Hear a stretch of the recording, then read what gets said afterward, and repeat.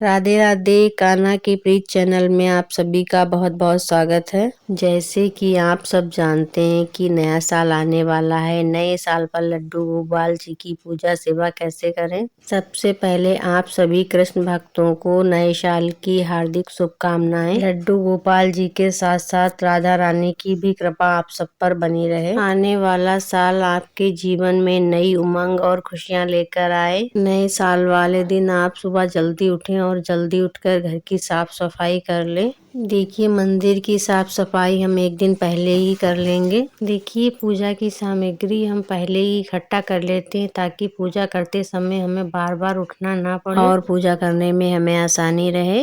सभी भगवान और लड्डू गोपाल जी की पूजा सेवा हमें ठीक उसी प्रकार करनी है जिस प्रकार हम रोज सेवा पूजा करते हैं। मंदिर में जो भी भगवान जी की फोटो या चित्रपट हैं उन्हें हम गंगा जल के छींटे देकर और कपड़े से पोंछकर भाव रूपी स्नान करा लेंगे।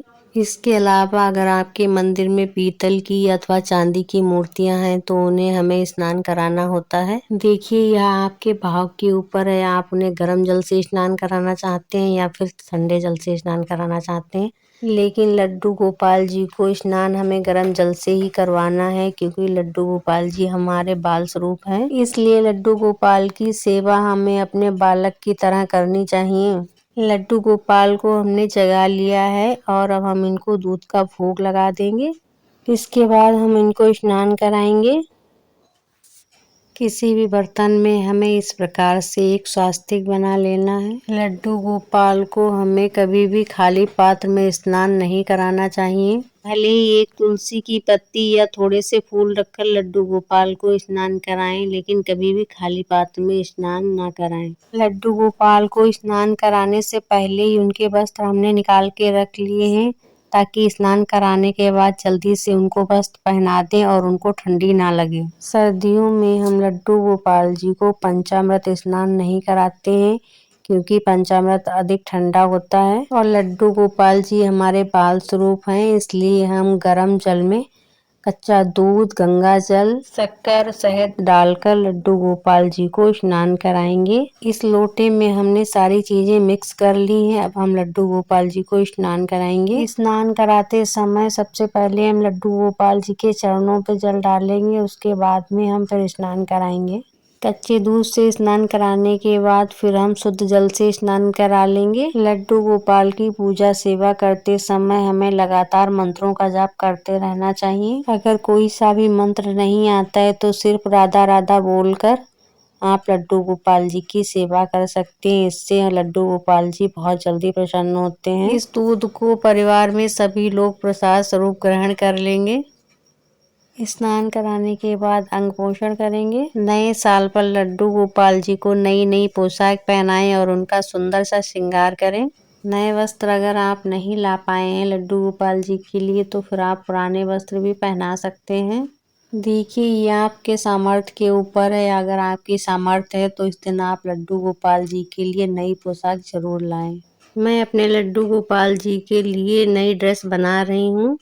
अगर आप लोग कहेंगे तो उसका वीडियो भी आप लोगों के साथ शेयर करूंगी। लड्डू गोपाल जी को डायरेक्ट हमें गर्म वस्त्र नहीं पहनाने हैं। पहले हम ठंडे वस्त्र पहनाएंगे और उसके ऊपर से फिर हम गर्म वस्त्र पहनाएंगे। इस दिन लड्डू गोपाल को आप गिफ्ट दे सकते हैं, जैसे कि बांसुरी, ड्रेस, जो भी आप गिफ्ट देना चाहें लड्डू गोपाल को दे सकते हैं। नए साल पर आप कोई मीठी चीज बनाकर उसका लड्डू गोपाल को भोग जरूर लगाएं। मौसम के अकॉर्डिंग लड्डू गोपाल की पूजा सेवा बदलती रहती है।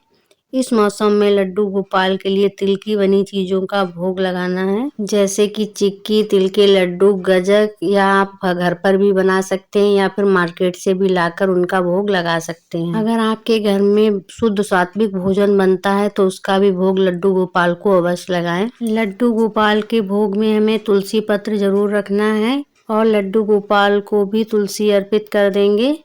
नए साल पर लड्डू गोपाल को मंजरी वाली तुलसी अर्पित करनी है। लड्डू गोपाल के पास में हम एक लोटा जल भरकर रख देंगे। आप चाहें तो इस जल को गुनगुना करके भी रख सकते हैं। हाथ जोड़कर घंटी बजाकर लड्डू गोपाल जी से प्रार्थना करेंगे कि आप भोग ग्रहण करें, या फिर आप उन्हें अपने हाथों से भी भोग खिला सकते हैं। हमारे लड्डू गोपाल जी के पास इस तरह के लंच बॉक्स हमेशा उनके पास रखे रहते हैं, जिसमें हम मौसम के अकॉर्डिंग चीज़ें भर के रख देते हैं, ताकि जब भी उन्हें भूख लगे तो वह इस टिफिन में से खा सकें।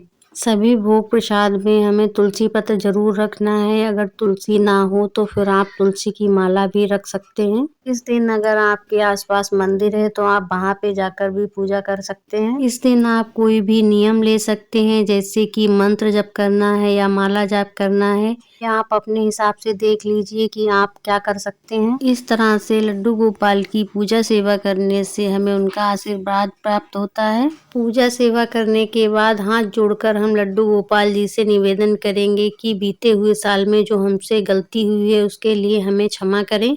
आने वाला साल हम सभी के लिए मंगलमय हो। हमारे लड्डू गोपाल जी की तरफ से आप सभी को नए साल की हार्दिक शुभकामनाएं। आप सभी पर लड्डू गोपाल की और राधा रानी की कृपा बनी रहे। फ्रेंड्स, वीडियो आपको थोड़ी सी भी अच्छी लगी हो तो प्लीज़ वीडियो को लाइक कर दीजिए, और इसी तरह के वीडियो देखने के लिए हमारे चैनल को सब्सक्राइब कर लीजिए। फिर मिलते हैं किसी नए वीडियो में।